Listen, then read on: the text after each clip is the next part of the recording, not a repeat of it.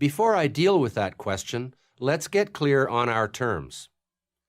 It has become common to refer to the emissions from burning fossil fuels for energy as carbon emissions. That is entirely misleading. Carbon dioxide is not carbon.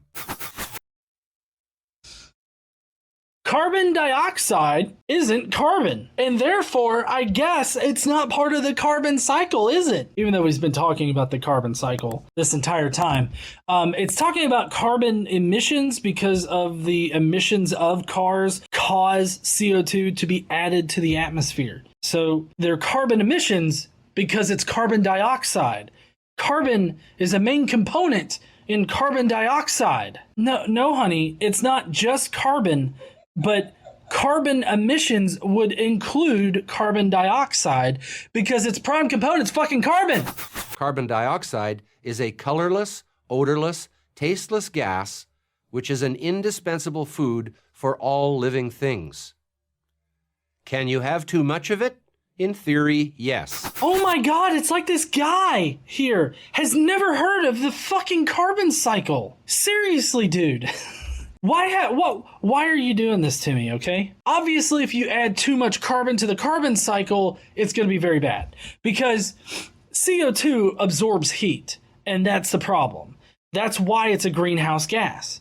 When the sun emits its light and radiation and all that kind of stuff, and it hits the earth, it causes the earth to heat up a little bit. Well, carbon absorbs that heat and keeps it here on Earth, therefore warming up the Earth. And that causes a lot of problems. Like, for one thing, did you know that carbon dioxide in the atmosphere absorbs or is infused into like the seas and stuff when the oceans are colder? So if you have warmer oceans, then you have less carbon that's being absorbed by the oceans, and therefore more carbon in the atmosphere, more carbon in the carbon cycle that's not getting absorbed, more carbon there to trap more heat. And we're going to heat up more. See, it's a compounding issue here. This guy just doesn't seem to understand what the carbon cycle is, though. Yes, you can have too much of it, and we have too much of it now. That's what climate alarmists say is happening now. CO2 levels are getting too high. Are they right?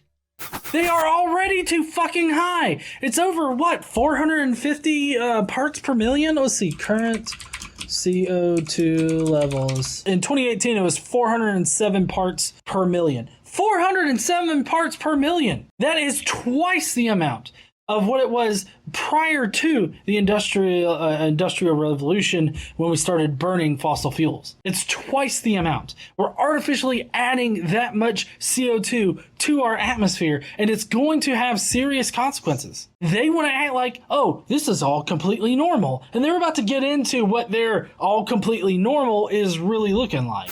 Well, if we look at the big picture, we find something surprising. For most of the history of life on Earth, carbon dioxide has been present in the atmosphere at much higher levels than it is today. During the Cambrian explosion, when multicellular life first came on the scene, CO2 levels were as much as 10 times higher than they are today.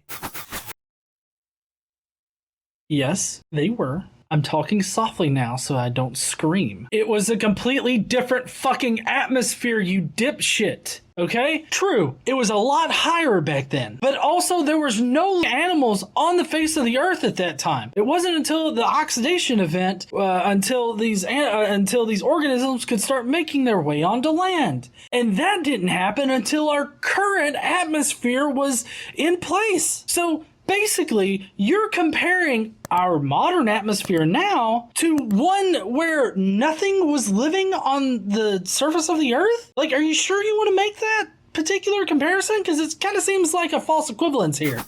From a big picture perspective, we're actually living in a low carbon dioxide era. Which is why life was able to crawl out of the sea and onto the land. Fucking dipshit.